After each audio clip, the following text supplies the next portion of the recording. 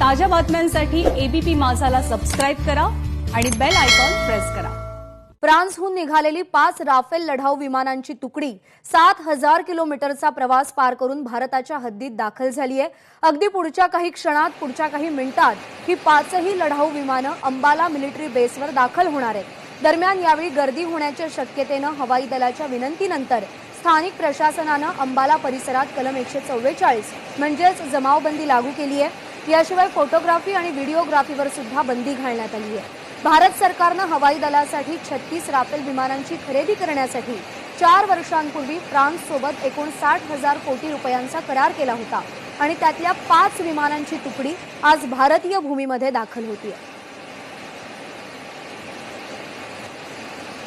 त्यामुळे पुढच्या काही क्षणांमध्ये ही 5ही राफेल विमानं अंबाला एअरबेसवर दाखल होणार आहेत।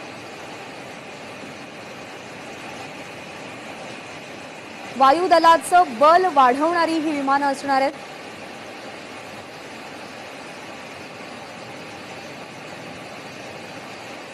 अगदी कोणत्याही युद्धासाठी ही विमानं पाठवली जाऊ शकतात। अतिशय कमी काळात अत्यंत वेगवान पद्धतीने अतिशय उंचीवर जाऊन मारा करणं हे या विमानांचं वैशिष्ट्य आहे।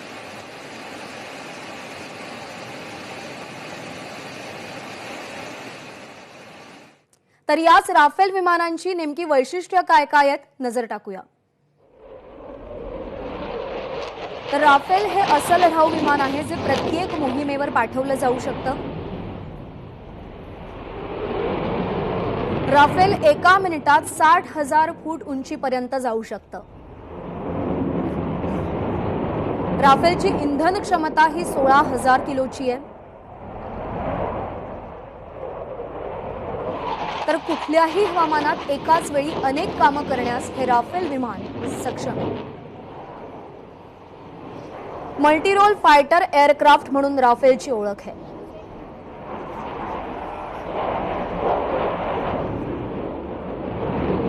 त्यामुळे राफेल विमानाची ही विविध वैशिष्ट्ये सध्या आपण पाहतोय।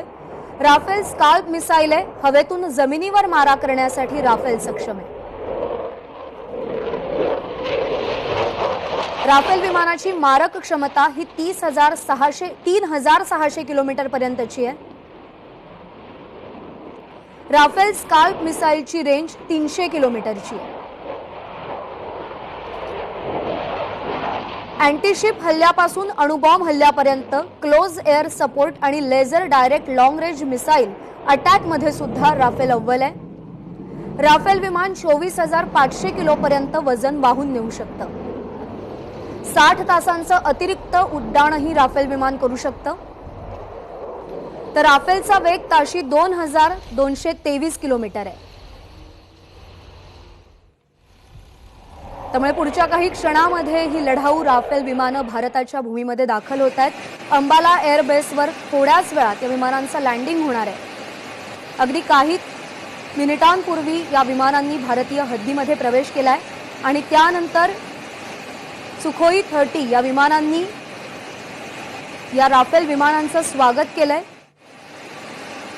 ही 7 विमानं सध्या आपण या आकाशाच्या पटलावर पाहतोय। भारतीय वायुदलाचं हे एक प्रकारचं शक्ती प्रदर्शनच म्हणायला काहीच हरकत नाहीये। आणि या सगळ्या संदर्भात बातचीत करण्यासाठी, माहिती देण्यासाठी निवृत्त एअर मार्शल भूषण गोखले सध्या आपल्या सोबत आहेत। गोखले सर, आपलं स्वागत आहे एबीपी माझावर। माझा सगळ्यात पहिला हा प्रश्न आहे की राफेल विमानांचं भारतीय वायुदलात दाखल होणं वायुदलासाठी किती महत्त्वाचं आहे?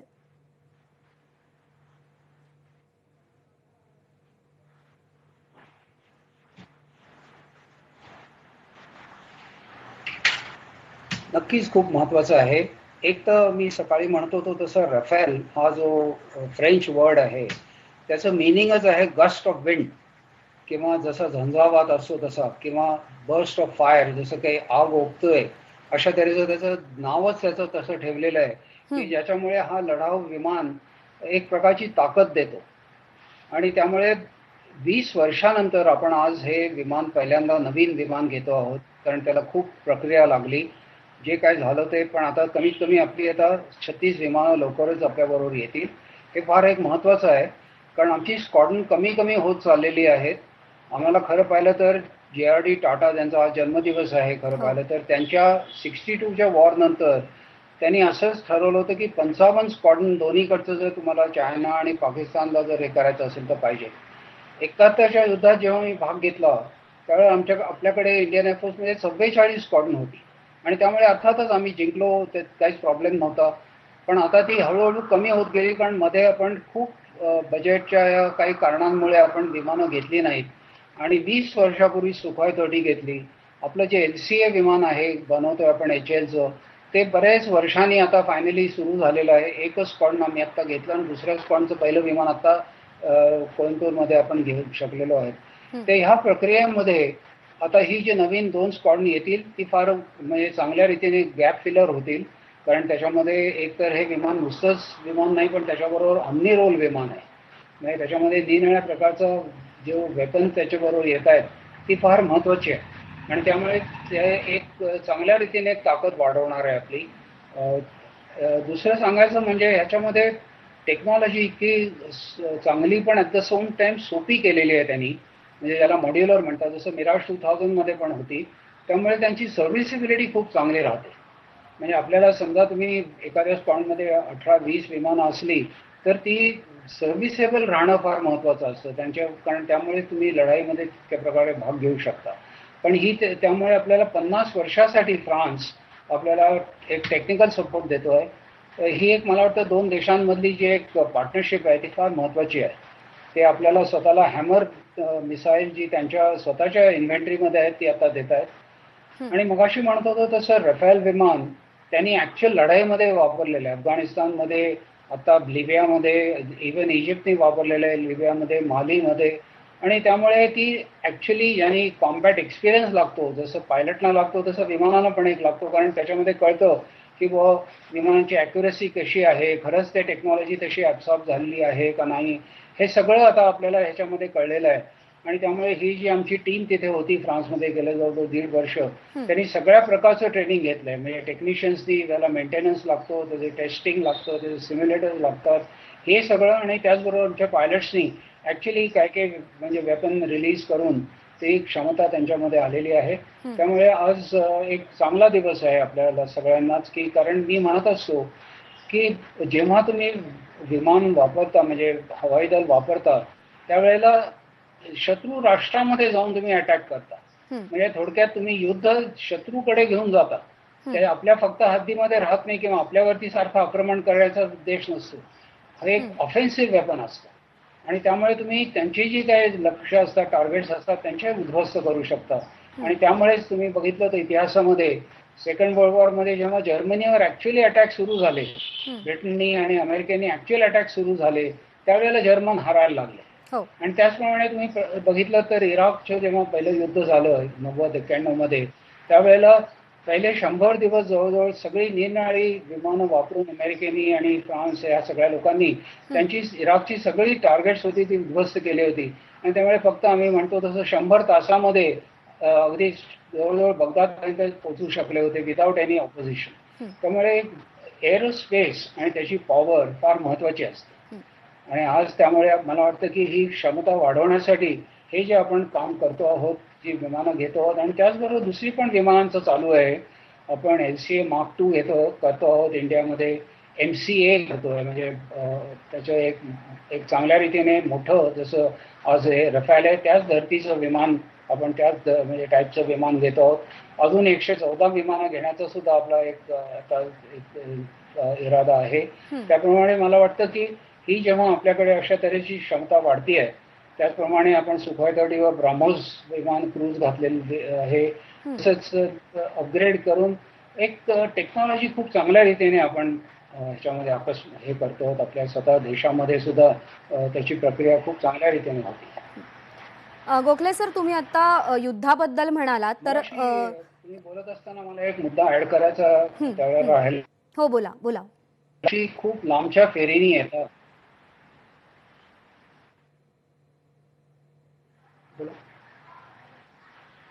गोखले सर, माझा आवाज येतोय तुमच्यापर्यंत? जो राहिला होता की जेव्हा अशी लांबची फेरी होते, तुम्ही जेव्हा 7000 किलोमीटर म्हणलात, खरं एक्झॅक्ट डिस्टन्स म्हणजे जर काढायचं झालं.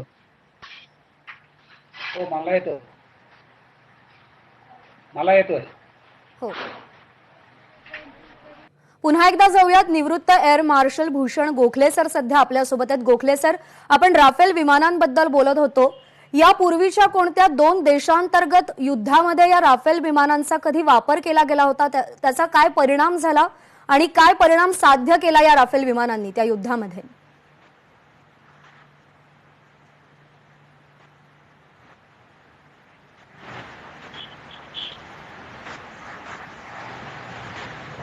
ही विमानं वापरली गेली होती अफगाणिस्तानमध्ये आणि त्याचप्रमाणे नंतर त्यांनी इराकमध्ये, सिरियामध्ये जे चालू आहे तिथे पण वापरली. लिबियामध्ये नुकतीच इजिप्त आणि फ्रेंच या दोघांनी मिळून एकत्र ती विमानं वापरली. आणि त्याप्रमाणे माली, तुम्ही देश ऐकला असेल आफ्रिकेमधला, तिथे सुद्धा जेव्हा काही चाललेली होती गडबड त्यावेळेला विमानं वापरण्यात आली. त्यांनी अगदी डायरेक्टली फ्रान्सहून ती विमानं वापरली एअर टू एअर रिफ्युलिंग करून. कारण बघा तुम्ही, आता एअर टू एअर रिफ्युलिंगनी, जसं मी पुण्यात आहे, पण पुण्याची जी आमची विमानं आहेत ती एअर टू एअर रिफ्युलिंग करून आम्ही जवळजवळ कितीतरी टार्गेट्सला जाऊ शकतो. त्यामुळे एअर टू एअर रिफ्युलिंग फार महत्त्वाचं, याला आम्ही फोर्स मल्टिप्लायर म्हणतो, की ज्याच्यामुळे तुम्ही अजूनही जास्त तुमची क्षमता वाढू शकते. नाहीतर दरवेळेला पूर्वी कसं असायचं की तुम्हाला इंधन घेण्यासाठी दरवेळेला परत यायला लागायचं. आता तसं लागत नाही.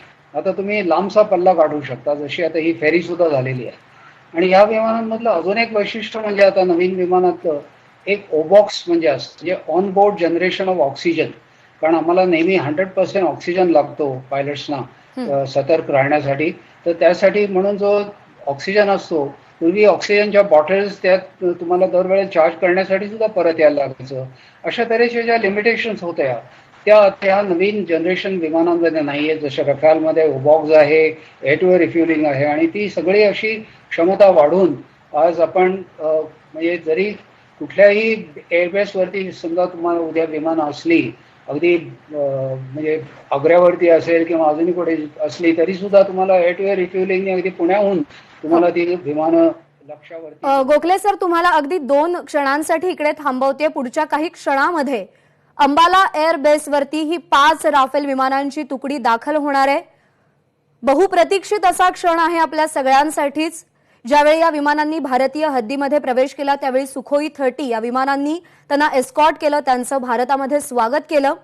भारतीय वायुदलाला अतिशय बळ प्राप्त करून देणारी, भारतीय वायुदल अधिक सक्षम करणारी ही 5 राफेल विमानांची तुकडी अंबाला एअर बेसवर अगदी पुढच्या काही क्षणात लँड होणार आहे.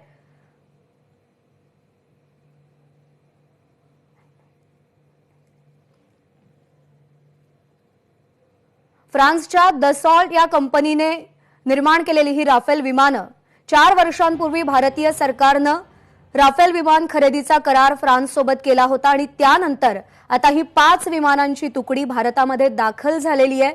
अगदी काही क्षणात ही तुकडी अंबाला एअरबेसवर लँड होणार आहे. युद्ध सज्ज अशी विमानं जी कोणत्याही मोहिमेवर पाठवली जाऊ शकतात.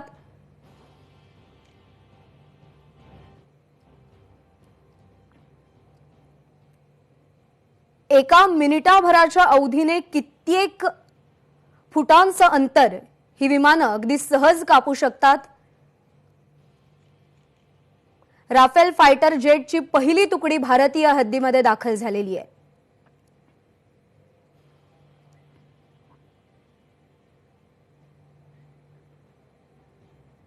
जेट्स जब निकलेंगे रनवे पे, जब टैक्सिंग करते हैं, यानी कि जब स्लो हो जाते हैं एयर स्ट्रिप पर आने के बाद, लैंड करने के बाद, तो दो तरफ से जो मैंने देखा है फायर ब्रिगेड्स की जो गाड़ियां होती हैं वही दरअसल जो है उनके ऊपर पानी का छिड़काव करती हैं. जो भी नया कोई हेलीकॉप्टर या फाइटर जेट आता है या ट्रांसपोर्ट एयरक्राफ्ट आता है, उस पर दोनों तरफ से जो है पानी की बौछार की जाती है. दरअसल वो एक तरह से सैल्यूट होता है कि आप यहां पर आए हैं, पहली बार आए हैं, आपकी स्वागत है आपका इस धरती पर, यानी कि भारत में आपका स्वागत है. और उसी के लिए, और दुनिया भर की और भी जो वायुसेना है वो भी इसी तरह से करती है, स्वागत करती हैं अपने नए जो मिलिट्री प्लेटफॉर्म्स होते हैं, चाहे वो एयरक्राफ्ट हो या फिर और दूसरे एयरक्राफ्ट हो, हार्डवेयर हो. तो उसी के लिए यहाँ पर ये वाटर कैनन सैल्यूट दिया जाएगा. दोनों तरफ खड़ी होंगी फायर ब्रिगेड की गाड़ियां या किसी और तरीके से, और उससे फिर वो पानी की बौछार की जाती है. बहुत शानदार एक विजुअल होता है.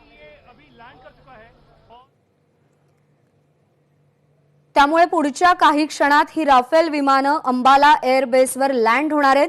पुन्हा एकदा जाऊयात निवृत्त air marshal Bhushan Gokhale sir सध्या आपल्यासोबत आहेत. भूषण सर, अंबाला एअरफोर्स हा हरियाणाचा जो एअरफोर्स आहे तो साधारण इंडियन एअरफोर्सचा साऊथ बेस आहे, म्हणजे साधारण मध्य भारतापर्यंतचा प्रदेश त्याच्या अंतर्गत कव्हर होतो.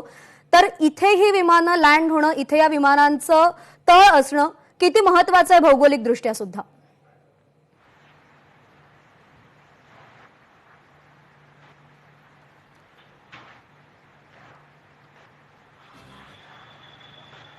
भौगोलिकदृष्ट्या अंबाला फार महत्वाचं आहे. त्यांनी 71च्या युद्धामध्ये, 65च्या युद्धामध्ये खूप मोठ्या रीतीने आपण पाकिस्तानवरती त्यावेळेचा वेस्ट पाकिस्तान 65 मधला त्याच्यावरती आपण हल्ले करू शकलो.